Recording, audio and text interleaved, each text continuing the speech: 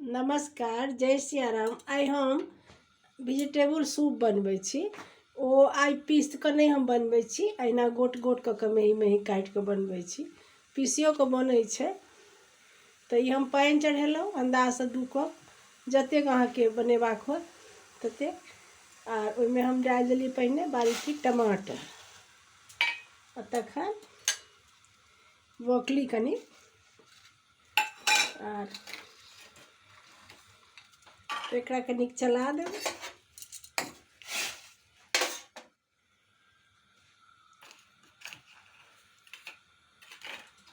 तखन एहिमे डालि देबै कनि गाजर, एकदम छोट छोट काटि लेने छियै। ठंडा एखन बड्ड छै, ठंडासँ गलो बाझि जाइ छै। आइ बड्ड ठंडा अइ, कतेक दिन बाद रौद उगल से ठंडा बड्ड। आर ओहिमे कनि डालि देबै मटर, या जे चीज अहाँके डालऽके होइ, आरो बेसी कम भी कऽ सकै छी। आर 2 चम्मच कॉर्नफ्लावर ई डालि देलियै। आ नमक स्वाद अनुसार, जेहन नमक खाइत होइ। नमक तऽ ऊपरोसँ पड़ि जाइ छै।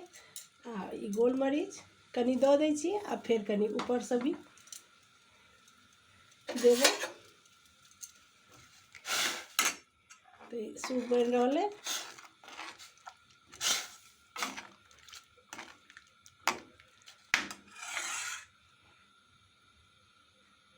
बॉयल आबि रहल छै। ज़्यादा एकरा सिझाबऽके नहीं छै,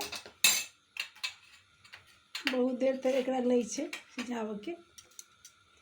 ई ठंडामे बहुत बढ़िआँ होइ छै, पियैमे बहुत आराम लागत।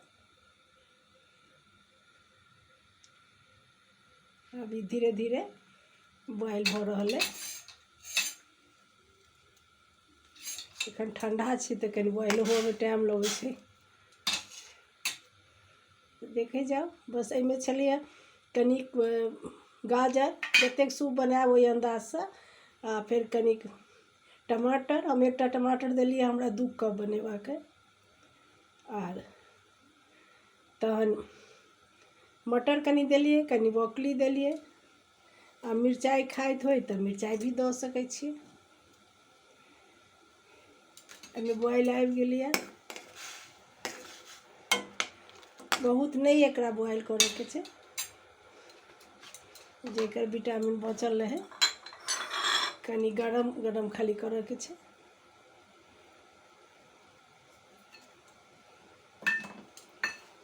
कतेक सुंदर बॉयल आबि रहल छै एहिमे। अभी कॉर्न देली तऽ कनि गाढ़ो हो गेलै। एना वेजिटेबल सब बहुत गाढ़ नहीं करबाक रहै छै, कनि पतला चाही। अब हम निकालि रहल छी गरमा गरम सूप।